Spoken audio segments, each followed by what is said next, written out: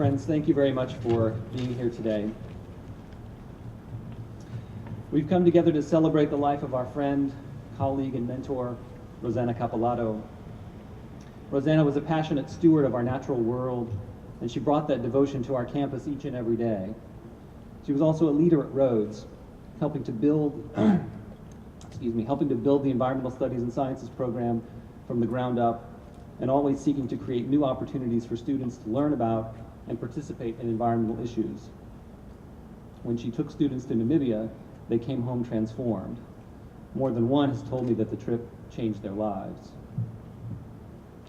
Rosanna gave so much time and energy to the Environmental Studies and Sciences program, including serving as the program's associate director and most recently interim director, that today, those of us involved with the program want to give something for her so that we might all remember what she wanted to teach us. It is fitting that we plant a tree since she worked so long and hard to have our campus recertified as an arboretum, and we think Rosanna would be happy that she will always be among us in this way. Every day as we enter the refectory and pass by this Scarlet Oak tree, we can call to mind her boisterous laugh, her beautiful Italian accent, her abiding concern for her students, and her friendship for us all. And we, and future generations who will watch this tree grow, will always think about how we can continue the work that she has helped us to start here at Rhodes College. At the end of this ceremony, we invite everyone to come inside to gather in Hyde Hall and remember Rosanna's life. There's no program or agenda inside. Just tell one another your stories, share your memories, laugh, cry together. There is a memorial book where you may write messages and thoughts, but above all, celebrate, since this occasion is meant for us to cherish what Rosanna still means to us all. We will have a few words from Dean Michael Dromp, followed by remarks from two of Rosanna's students, Alex Matthews and Nathan Foltz, and Rhodes alumnus Adam Alcimadizi. Then we will unveil a memorial plaque which will be installed at the base of the tree. Following a moment of silence, we will go inside together.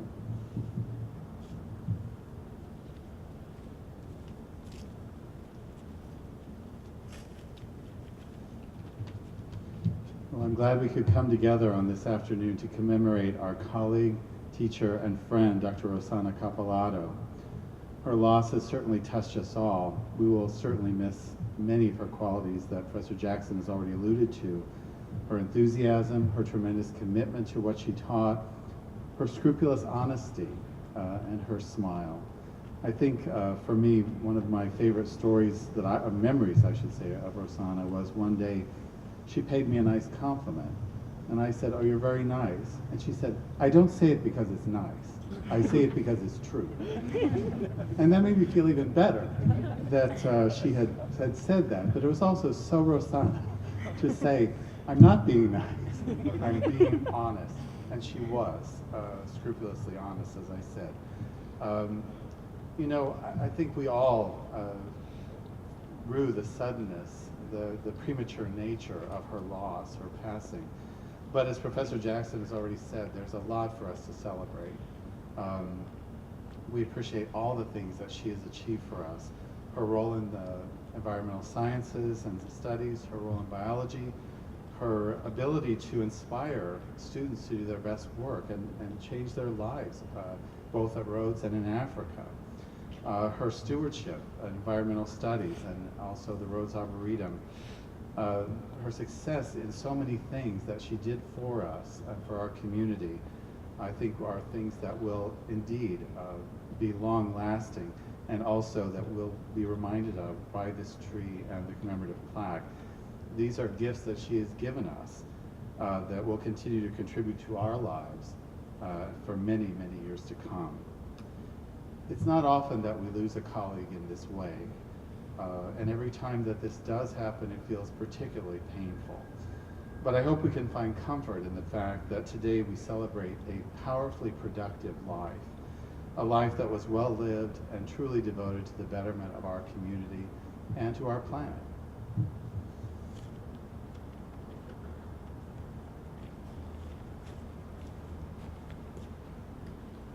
You all seated? Planting the Scarlet Oak here is important for honoring Professor Cappellato's hard work, commitment, and passion for Rhodes College, our Arboretum, and the earth. She loved the very old white oak that once stood here that unfortunately fell during a storm in October. The Scarlet Oak, a species native to Tennessee, was chosen to be planted here as the soil here provides ideal conditions for this tree, and there's plenty of canopy room for it to grow. If you look up, you can see that. This tree will provide incredible scarlet foliage in the fall and habitat for wildlife like squirrels, chipmunks, and woodpeckers. This species can grow up to 90 feet, will thrive for many generations to come, and will be an excellent addition because we do not currently have this tree in our arboretum. As this was one of Dr. Cappellato's many pursuits, we can use this tree as a symbol of growth for the entire Rhodes Arboretum. I hope we continue her legacy through this project because without her hard work, we would not be where we are today. And like she always reminded us, it is up to our generation to learn about and to protect our environment so future generations can enjoy it as well. One of my fondest memories of Dr. Cappellato occurred when one Friday afternoon she gave me and 2 other classmates an arboretum tour so we could give tours to the parents the following day on Parents Weekend. And she told us that Rhodes is a level 4 arboretum, which means that we have over 120 different tree species on campus. And it's not common to have to be a level 4, so this is a really big accomplishment for the college. She explained to us how our arboretum is important both for education and connecting Rhodes to the larger Memphis community. She spent the rest of the time smiling and laughing as she gave us elaborate details over 30 species and answered many of our questions about the specimens. It is quite an amazing thing that she took the time out of her Friday afternoon to teach just 3 students about this arboretum. This speaks to her enthusiasm for teaching, this campus, and the environment.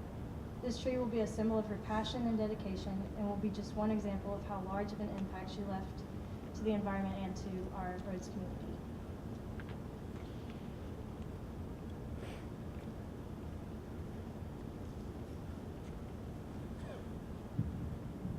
Thank y'all for coming. I remember 2 years ago, a conversation held in my environment and society class.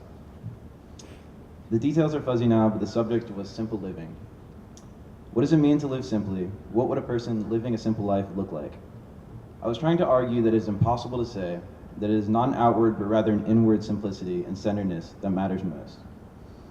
I soon found myself at odds with most of the class. Emotions were running high and I felt suddenly alone in the room. And then I looked up, across to the other side of the circle, and there was Professor Cappellato. She looked at me and I at her, and her look said, "Don't worry, I understand." Cappy was one of those rarest of people who treasures beauty above all else, who do not see limits but possibilities. In teaching, she spoke as much from her heart as from reason, probably more so. In a community ruled by academia, she let the natural world guide her. She did not at first glance appear simple. She became quickly heated and argumentative about many topics, drove the brightest red BMW I've ever seen, and slept on top of 3 sleeping pads when we went camping in Namibia, while everyone else had one. Still, she carried within her a fundamental devotion to making the earth a better place. So when I picture Professor Cappellato in my mind's eye, I see that fateful look, that half smile which expressed all of her wisdom, her eccentricities, her passions. She achieved what, I believe, we should all strive for. She left to the world something greater than herself. A seed of compassion that has not only taken root and sprouted, but already begun to blossom in those of us who knew and loved her. So if I could say 2 words to her right now, it would definitely be thank you.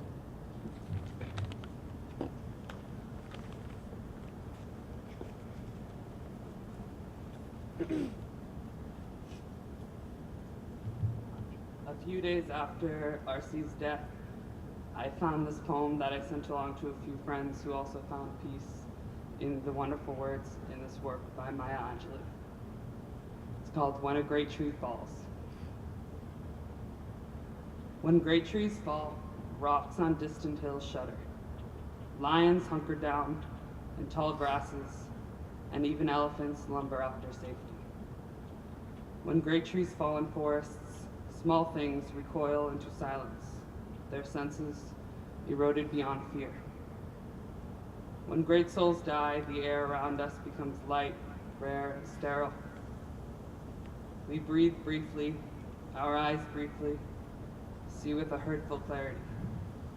Our memory, suddenly sharpened, gnaws on kind words unsaid, promise walks never taken.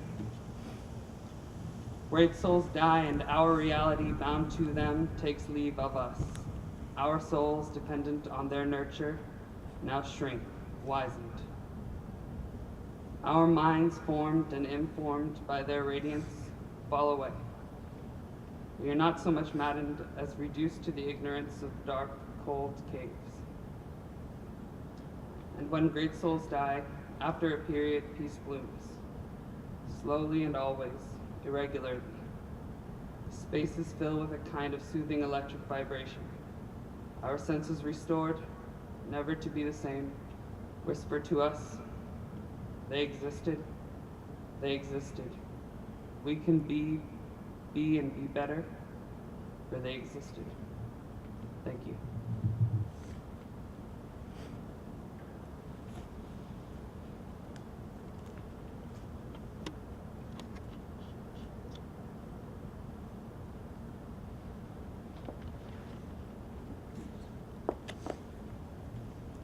Okay, now we're going to unveil the plaque.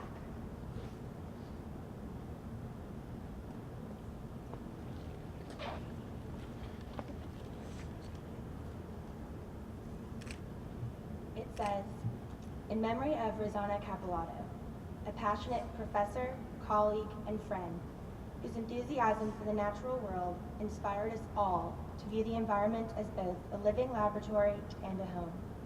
Placed by the Environmental Studies and Sciences Program, January 2013.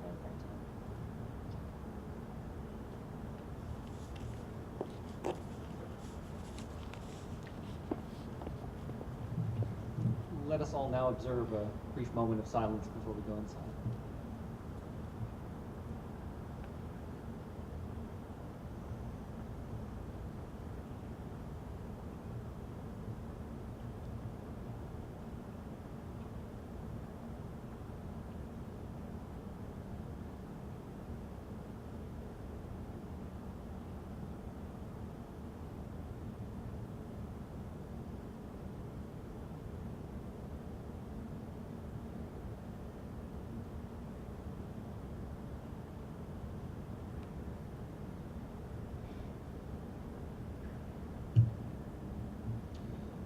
Please come inside High Hall and let us celebrate and remember Rosanna together. Thank you.